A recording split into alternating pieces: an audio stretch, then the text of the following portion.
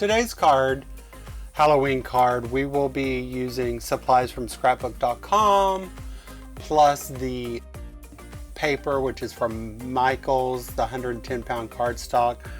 I'm going to start off by stamping the skeletons from the Spooky Sweets plus the bat, because I don't know what my thing is with bats and spider webs, but that's kind of been a theme this season. And then the boo is from the Sweet Boo stamp set, and I always get the dies. I almost nowadays never buy the stamp set unless it has a die, a coordinating die that goes along with it. This is the Spiderweb A2 die. Now, I have learned with this, you have to run it through your machine a few times in order for all those little pieces to pop out. I did cut out two because I'm going to stack them.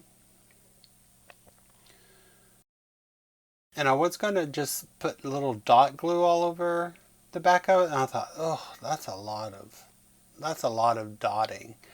And then I remembered Kathy Zilski's tip to brush it on, so I will grab my larger glue bottle, squirt some glue out, use that, rub it on there.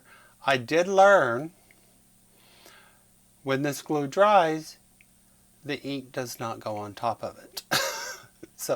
But you'll see the way I cover that up here in a little bit and discover that.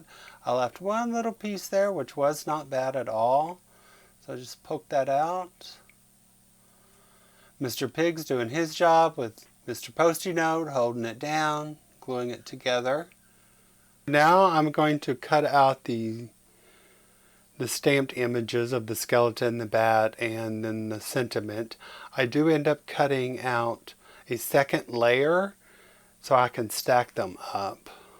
I've learned to tape everything down pretty good because I've been getting a lot of slippage lately, but that's because I'm not using enough mint tape. I have not had this mint tape rip any of my ink off of the stamps. I have had it rip the paper, but only in cases like this. I don't know if I just put too much pressure on it. I'm not sure. So I am making my layered dies there so that way I can stack them up. I do put my dies right back in the packaging as soon as I use them, because if I don't, I will lose them. Just going to glue this down, fast forward this, level, even it up, that way you can. That's why I always use glue. I don't use double-sided adhesive or anything, because I'm not good at just laying it down, and there I go. Mr. Pig, of course, is doing his job. He's always here to help.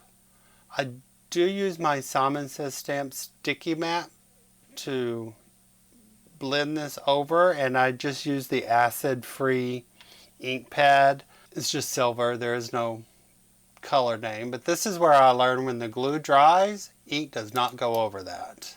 So everywhere there's a white spot, that's where the glue dried to the other side.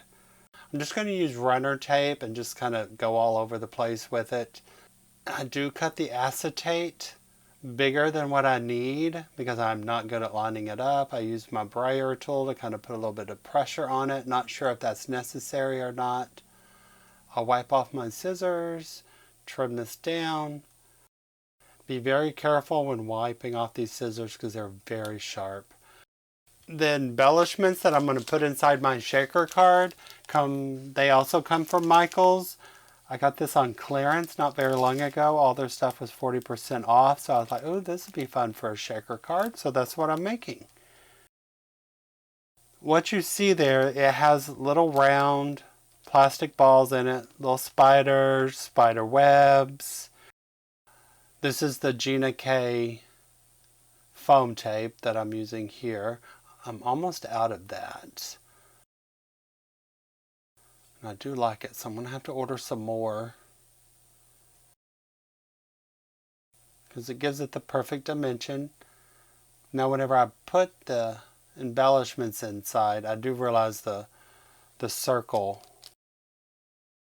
The black balls are just too big, so I did have to pick all of those out.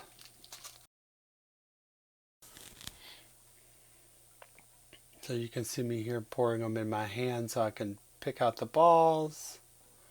And again, I did not pull off the adhesive tape. I keep forgetting to do that. Everybody tells you to do it.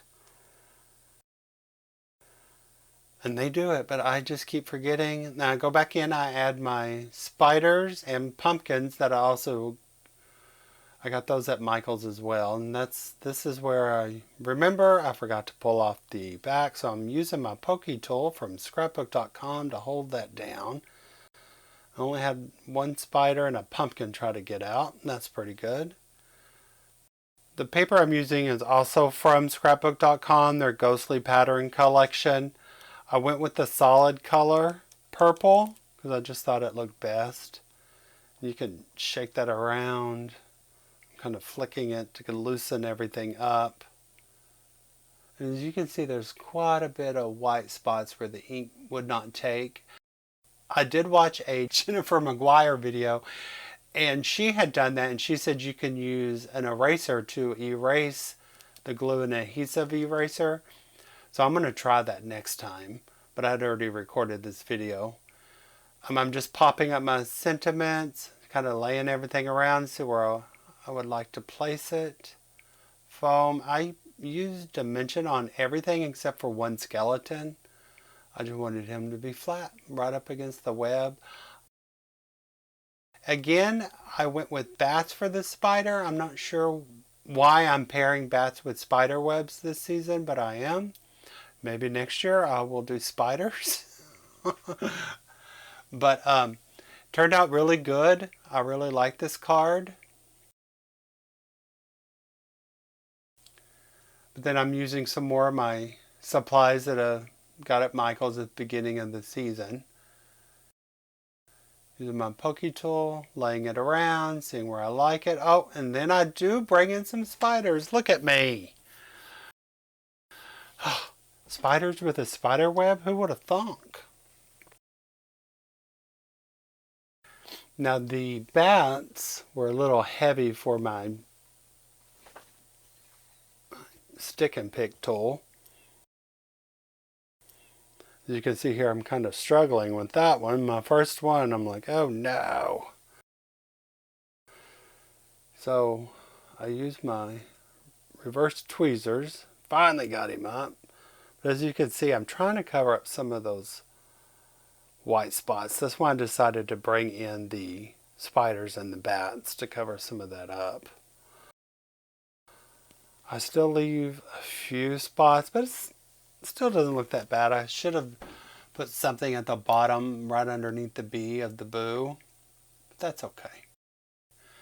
Using my standard A2 size pre-scored card bases that I got off of Amazon. Just scoring that to make it lay down flat. Oh, one of my bats fell off that I forgot to glue down. If I was thinking, I would have glued it right underneath that B. Let's see, what do? Where do I stick him? Oh, not there. So I stuck him right there. I should have put him under the B, but that's okay. Let's move on. But look, the stamping and the die cutting looks so much better from when I first started. So like I say, practice makes perfect. If you're not getting it, just keep trying until you do. Just don't let little mistakes hold you back. Just keep going. All else fails, you throw it away and you start again. Using runner tape to stick this to the back, which I'm getting a lot better at sticking those to the card bases.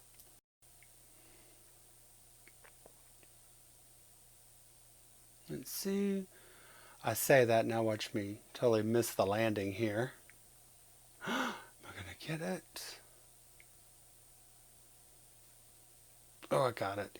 Even with this foam, this will still fit in an A2 card envelope. Oh, that looks good, even with the little mess ups here and there. But perfect.